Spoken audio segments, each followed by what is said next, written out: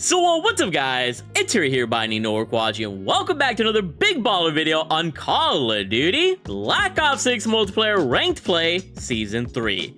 In today's video, I'm going to go ahead and show you guys my top 5 meta pro ranked class setups as of the most recent Season 3 update for BO6. There was a couple of things that changed around, a lot of things stayed the same, but some guns got weaker, some guns got visually better, and other things like that. If you guys are looking forward to playing the best within ranked play, getting to top 250 or iridescent or crimson or whatever the case is, and just enjoying some ranked play for yourselves, then make sure you guys drop a like, subscribe if you're new, and turn on those post notifications. If you're new to the channel, I typically upload a multiplayer or Warzone on this channel within pubs, but when it comes to ranked play, I like uploading these ranked play videos. More specifically, the loadouts help you play better within ranked, and I really see the support for it. But if you guys want to see me continue a ranked play series, then get this video to 1,000 likes, and I would likely appreciate that. I need to see the motivation to see some ranked play on the channel. But with all that being said, we're gonna go ahead and start things off with the first AR here, and this is the pro meta AR, the Ames 85.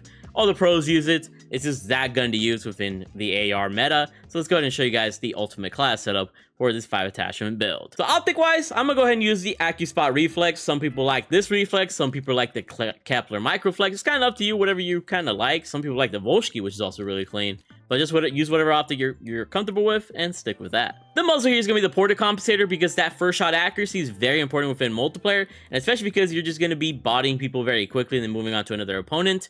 You don't need the compensator because ported gives you that amazing first shot accuracy. The barrel here is going to be the reinforced barrel for both damage range and bullet velocity. Your bullets are going to connect faster at farther ranges and make this gun a little bit more worthwhile at those farther ranges. Underbarrel here is going to be the vertical foregrip for maximum horizontal recoil control. The gun will be a laser beam with this more than any other attachment. Now the rear grip here is going to be the ergonomic grip for omni movement boost as well as extra ADS speed, and they added jumping ADS speed as well. So when you're jump shotting, you're going to be a lot more snappier while using this rear grip. That's a new change that they made. And when it comes to the ultimate class setup, this is the ultimate 5 attachment build to use on this AR to make it the most effective. As you can see, hardly has any recoil, very easy to use, and will serve you well within ranked play and even other modes if you want to like go ahead and use it that way. It's just a really clean AR. Now if for some reason you're running gunfighter, the stock that I would use is the balance stock for overall better movement. And then you also got the fire mod of the recoil springs for even more recoil control. But honestly, you don't need those 2 additional attachments. Now, before moving over to the other top meta guns within ranked play, let's talk about the general loadout that I use here. The Strat 22 is the only pistol of choice here, and these are the attachments that I use. Very reliable pistol. We got the Tactical Concussion, Lethal Semtex, Field Upgraders Trophy System, just to block out any grenades. Perk 1, a Flak Jacket, in case you don't have a trophy system where it runs out, so you can survive those, pesky grenades. Perk 2 is going to be Fast Hands, and Perk 3 Double Time, and then Perk Greed being our wild card usually, which is Ninja, allowing us to move around the map a little bit more silently. And if for some reason you could also use Gunfighter to have 2 additional attachments on the Ames 85 or whatever other gun you want to use. But now that we've covered that, let's go ahead and move over to the ranked play meta SMG that everybody's going to be rocking, and that's going to be the Jackal PDW. Now, they made a whole bunch of changes to the Jackal PDW. As you guys can see from the patch notes here, they kind of messed up the recoil a bit, so it's a little bit harder to control at farther ranges. It has a worse headshot multiplier, so you won't be able to be too reliant on its headshots. But it did get snappier side of fire time and dive to fire time, so that's actually a good change. So let me know if you guys like these changes on the Jackal PDW. Regardless, here's my number 1 class. Barrel here, we can only use a gain twist barrel, so that's what we're putting on. Underbarrel here, I recommend the Ranger foregrip because we get recoil control as well as sprinting movement speed. But if you feel like you can't control this gun because of the recoil nerfs, then go ahead and put on that vertical foregrip, but you will lose that extra movement speed that's not present on the vertical foregrip, which is really nice on the Ranger. Rear grip here is going to be the ergonomic grip for all the boosts that we talked about on the Ames 85. Stock is going to be the balance stock for overall better movement, and the fire mod is only recoil springs. And thus, with this 5 attachment build, you are still going to be generally accurate even after the little nerf that happened for the Jackal PDW. Maybe you could call it a major nerf.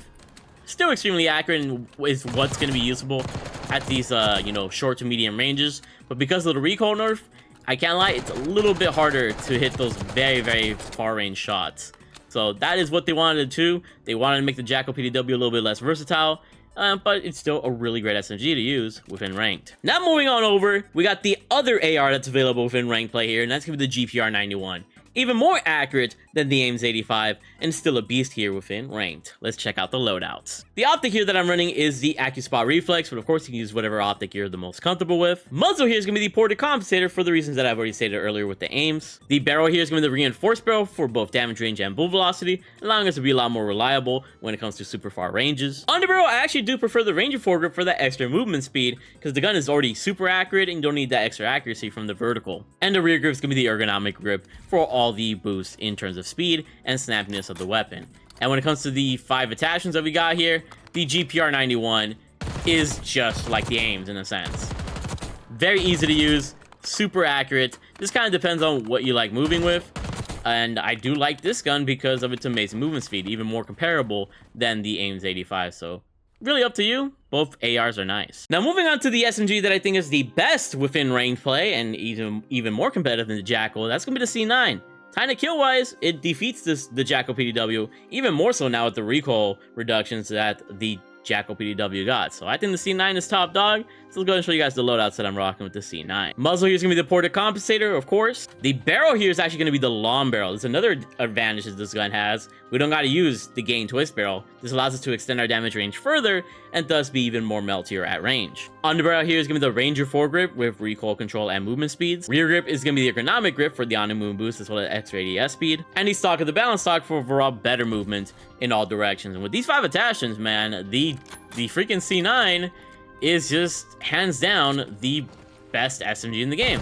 It's way more accurate than the C9, and you're able to get those farther range shots a lot more easily in. So if you miss how the Jackal PDW felt before this nerf, I think you should just switch to the C9 because it still retains a lot of that power in my eyes. It really is the best SMG. Now for our 5th meta gun here within ranked play, we got the Kompakt 92.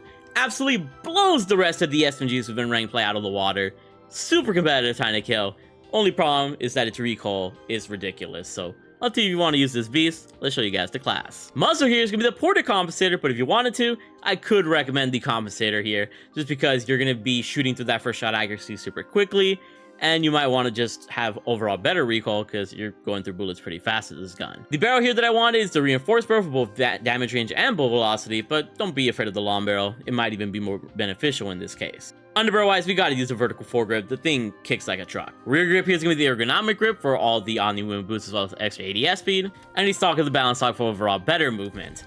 Now, one sacrifice you could do is take off the reinforced barrel and put on the fire mod of the recoil springs just to have, you know, as much accuracy as possible. But I think the extra range is really important to have from the barrel. So here we got the Kompakt 92, and as you can see, very hard to control, but melts like a beast.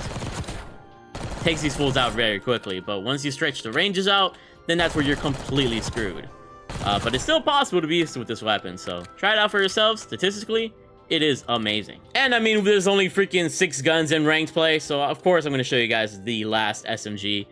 Here are the attachments, not even gonna go over it. The PP919 is just super weak, and I don't even recommend running it, but use these attachments and you'll have some fun, at least in multiplayer, not really in ranked. But yeah, let me know what you guys thought about my top 5 meta loadouts, or top 6 meta loadouts within ranked play. Pretty much nothing much has changed.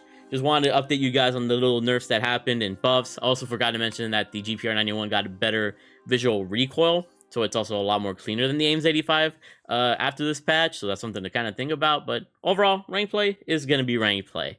So you guys enjoyed these loadouts and find success, or you guys are looking forward to some of my amazing content up ahead, once again, drop a like, subscribe. It really does go a super long way. Don't forget to follow me over on my Twitch at twitch.tv/TheMarkOfAHero. Currently in the middle of a Warzone grind, especially with Verdansk out, trying to get that Abyss camo as soon as possible.